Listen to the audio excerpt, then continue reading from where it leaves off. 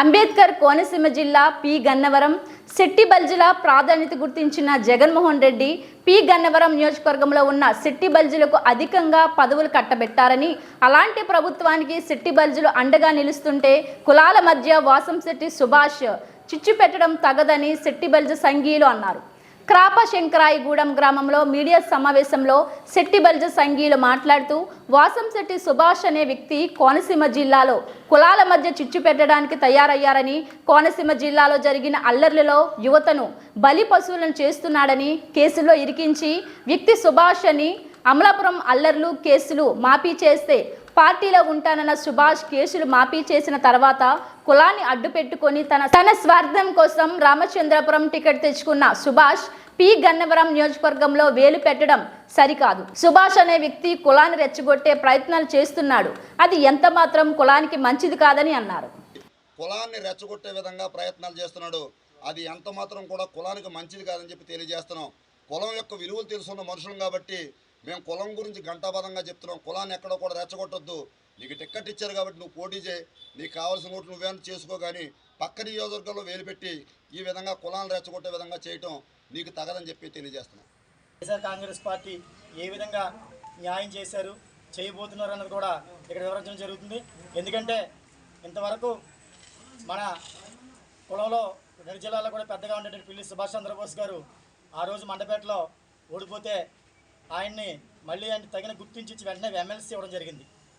ఆ ఎమ్మెల్సీ ఇచ్చి ఆయన మినిస్టర్ చేయడం జరిగింది ఇదే జగన్ గారి గవర్నమెంట్లో.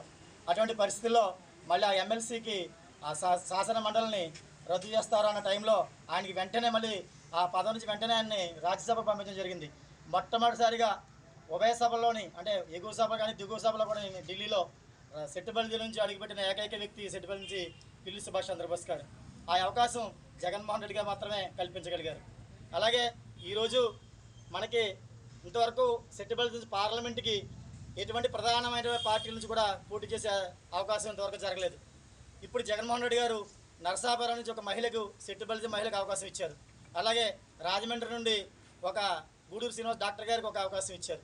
అలాగే మనకి ఇవాళ రామచంద్రపురంలో ఒక మన బోస్ గారి అబ్బాయికి అవకాశం ఇచ్చారు. అలాగే మనకి ఎమ్మెల్సీ కుడుగుడు సురేంద్రరావు గారికి అవకాశం ఇచ్చారు.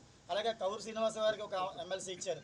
ఈ ఉభయ గోదావరి జిల్లాల్లో శెట్టిబల్జీల యొక్క ప్రాధాన్యత గుర్తించి మరి ఇవాళ ఆయన చేస్తే, ఇవాళ మరి ఈ సుభాష్ అన్న గారి వ్యక్తి స్వార్థంతో ఆయన యొక్క కులాల మధ్య, కోనసీమల కులాల మధ్య చిచ్చు పెట్టడానికి తయారయ్యి ఈ విధంగా ఆయన ఇది చెప్పడం అనేది చాలా దుర్మార్గమైన చర్య.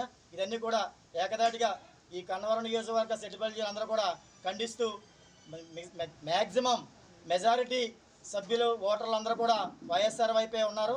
రేపు ఎలక్షన్ అయిన తర్వాత కౌంటింగ్లో ఇది తేటతెల్లమవుతుంది. అప్పుడు సుభాష్ గారు మళ్ళీ దీనికి ఇదే ప్రెస్ మీట్లో మాకు సమాధానం చెప్పవలసి ఉంటుంది. ఆయన అడిగి, ఎందుకంటే అనేది కొంతమంది కుర్రాళ్ళని బలి పశువులు చేస్తున్నాడు.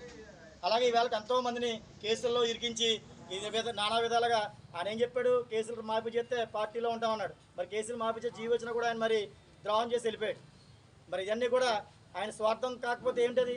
ఆయన ఈవేళ ఇదే కులాన్ని అడ్డుపెట్టుకుని రామచంద్రపురంలో టికెట్ తెచ్చుకోగలిగాడు, సంతోషం తెచ్చుకున్నాడు. అక్కడ ఆ నియోజకవర్గంలో ప్రసారం చేసుకుని ఆయన ఏం చేస్తాడో నియోజకవర్గానికి చెప్పి ఆయనకి ఎలా ఆయన అక్కడ ఓట్లు అడగమనండి. ఇవన్నీ ఎందుకు? కోనసీమలో వాళ్ళని ఓడిస్తాం వీళ్ళని ఓడిస్తాం అనే పరిస్థితులు ఆయనకి అంత ఇదేమీ లేదు. ఆయన అంత పెద్ద నాయకుడు కూడా కాదు. ఆయన యొక్క స్థాయి ఏంటో తెలుసు.